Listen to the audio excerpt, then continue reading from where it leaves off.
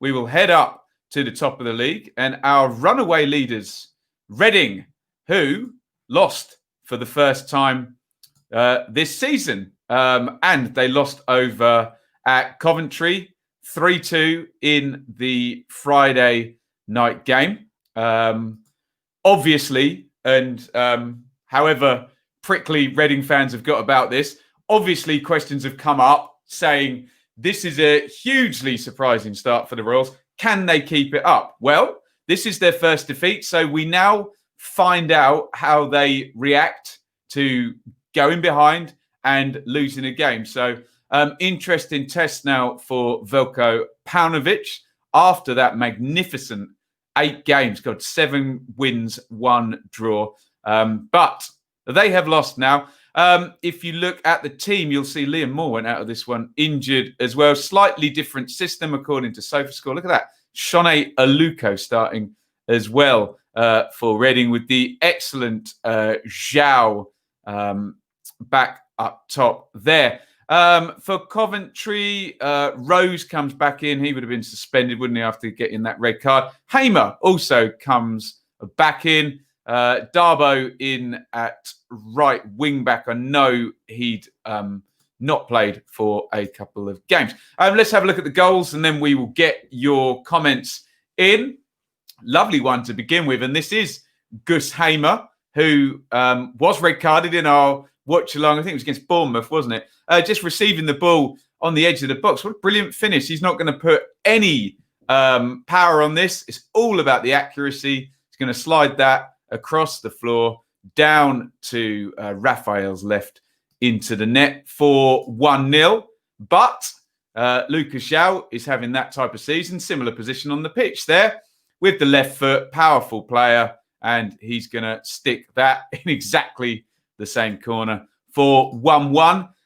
From the rebound here, that puts Coventry ahead. That is Matt Godden, you can see. First to react in the 6-yard box there for 2-1. And a bit of an aberration here by Raphael in goal. I know it was poor playing conditions. However, Sam McCallum is a long, long way out. And look how well Raphael was behind that. Both hands behind it, but he lets it through and into the net for 3-1. However, Reading make a good fight of it. On comes Pushkas. And nice goal, actually, this one from the angle. Sticks that one in as Reading comes strong at the end, but not strong enough to get any points in this one. Let's have a look at the numbers because we've been fascinated by the numbers in Reading games simply because they've been absolutely lethal so far. So it is with some small sense of irony that they actually win the XG in this game and lose the game. But there you go. That's football for you, isn't it? 59-41 in terms of Reading for possession. Shots on target, there's 7 shots to 4 in terms of Reading. 5 corners to 4 for Reading as well.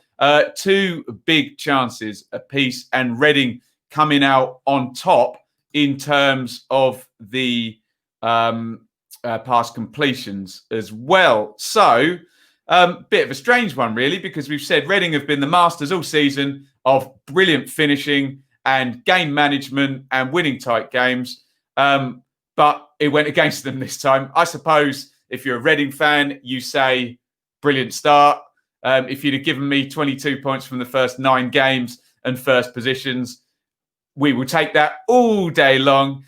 So it is what it is. And they just have to react. Now, Lucas Zhao in the goals again. For Coventry, really, really good news. They hadn't won for a while, had they? And moving up to 8 points and away from Derby there in the 3rd relegation position. They've halted their slide somewhat. Shall we have a look at some of your comments in this one? Let's have a look. Vinny says, play up Sky Blues. Nice. Yes. Game week, George, will be tomorrow, the preview, won't it? Russ is here. I feel like I see more of you. You're not the first person to say that to me, Russ. So, John said typical championship and Cov would win. There you go. Alistair says, didn't play great, but I'm confident that we can beat Preston on Tuesday. I was talking to Charlie, Channel Legend, about this, and he said something quite smart. He said, I'm quite glad when we did lose, we actually played quite well from a Reading point of view. Because what you didn't want as a Reading fan was for it to be tight, Reading to not create many chances and lose. Whereas the numbers were actually in Reading's favour. So that gives more of a sign of sustainability. Alistair says we were sloppy on the ball in this game. Cov still able to produce an inspired performance for the manager, at least at home. True. I've been very impressed with Cov, the games I've watched this season. Wing-backs are quality, yeah, and they've got spare ones as well. XG better.